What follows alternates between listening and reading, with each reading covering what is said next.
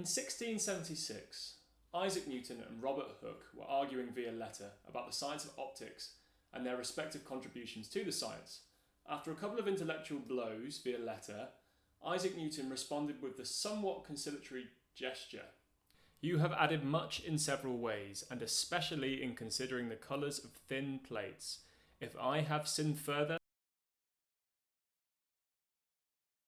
you'll find the latter part of this quote, if I have sinned further is by standing on the shoulders of giants, inscribed on the rim of every £2 coin in the United Kingdom. It's become a metaphor for scientific progress and how we do science. But it's equally applicable for the broader academic community, whether or not you're a scientist or a social scientist or a humanities student. When you are citing people's work, you are standing on their shoulders. And if you're not citing them properly, you're not so much as standing on their shoulders as kicking them in the face. I want to talk about referencing in this video, referencing and citations.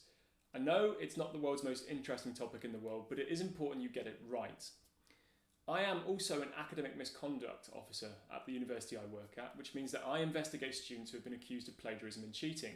There is a thin line between academic misconduct and poor academic conduct. Poor academic conduct is when you have not properly cited your work. Academic misconduct is when you are deliberately trying to deceive somebody, pass off work as your own.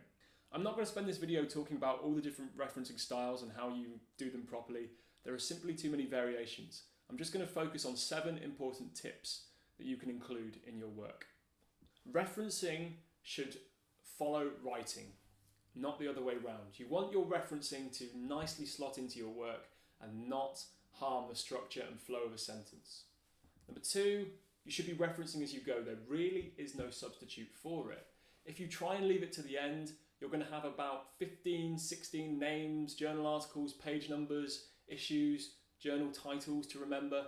You're going to make mistakes. You're not going to get everything right. So every time you come across a source you wish to include in your work, add it in text and then add it in the reference list. And then you're done. You don't need to worry about it anymore. Number 3, use your institutional guidelines. On the screen here, I have a reference document from my university for students. It's freely available online and it shows students how to use our version of the Harvard system, the Coventry University system. It's not a document you read from cover to cover, it's a reference document. So if you need to know how to cite a patent or a piece of tort law or a podcast, this document will tell you how to do it. Number 4, don't cite your lecturer slides, just don't do it. Number 5, online referencing software is only as good as the user. These things are okay to use, but do check with your institution first. Mendeley, EndNote, Zotero, Google Scholar, they're all useful tools if you know how to use them and you know how to make sure they're consistent with the guidelines set by your institution. Number 6, knowing the details shows dedication. You might not think that knowing where the apostrophes go or having the journal title in italics matters that much, but it shows your ability to pay attention to detail and consistently apply detail. That is an important skill in the wider world, which is why we're assessing your ability to do it. Number 7, use quotes sparingly. Quotes are there to supplement your argument. They are not there to make your argument. Essays that rely far too heavily on quotes are usually very weak essays because it shows that you don't have the intellectual knowledge, you're relying on other people's findings too much. I want to show you sentences that I wrote from my first year as an undergraduate. There's one here and one here. There's also one in this essay. Here are the sentences again. Now the first one makes a couple of errors in referencing.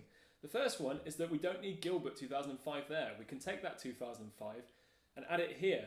That way it preserves the flow of the argument and it saves us a word. The next one, in recent years some authors have produced some exciting new accessible work. Which authors? You need to tell us who these people are. We can't give you any credit for that if you don't actually put the references in. Number 3 has made some errors with brackets. So what we need to do is take that first bracket, cut it and add it around the 1994. And then the main thing this reference needs is a page number. Quotes should always have page numbers. So there's the page number included, the bracket added at the end, and the colon after the date indicating that a page number is coming.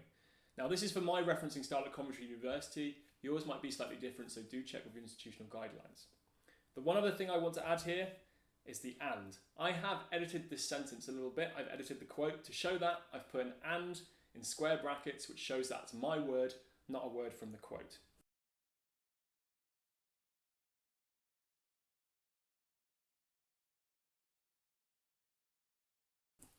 So when you're doing your own references, make sure you are standing on the shoulders of giants and make sure you're not kicking them in the face, you are referencing their work properly.